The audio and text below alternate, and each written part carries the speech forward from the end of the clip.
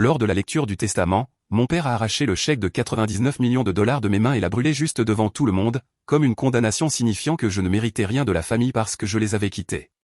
Mais j'ai seulement souri, car je savais qu'il venait de brûler la mauvaise chose, cette somme n'avait jamais été vraiment la mienne et je détenais encore un secret qu'il ne pouvait pas atteindre. Mon enfance était remplie de froideur, mon père criait toujours, ma mère punissait par le silence, mon frère Jacob était gâté, tandis que je portais les responsabilités, les fautes et les comparaisons. J'ai quitté la maison pour vivre ma propre vie, ils m'ont appelé la traîtresse, mais grand-mère Éléanore, la seule personne de mon côté, est venue me trouver, m'a appris à me protéger, à poser des limites, et m'a laissé une clé ainsi qu'une enveloppe que je n'avais pas entièrement comprise à l'époque. Après que le testament a été brûlé, je suis allé à la banque comme ma grand-mère me l'avait indiqué. Dans le coffre-fort se trouvait le vrai chèque d'une valeur de 199 millions de dollars, ainsi qu'une lettre et une vidéo qu'elle avait laissée. Elle disait que la somme qu'ils avaient brûlée n'était qu'un leurre pour les tromper, et que mon avenir, elle l'avait mis en sécurité.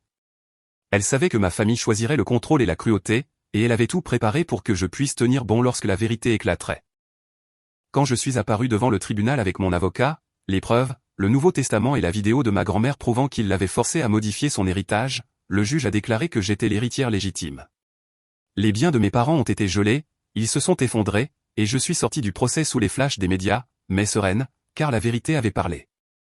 J'ai envoyé un dernier message à ma famille, à partir de maintenant tout contact devait passer par les avocats, ils n'avaient plus aucun droit de contrôle sur ma vie. Cette nuit-là, je suis retourné à mon appartement, j'ai placé les documents, la clé, l'héritage de ma grand-mère dans le coffre.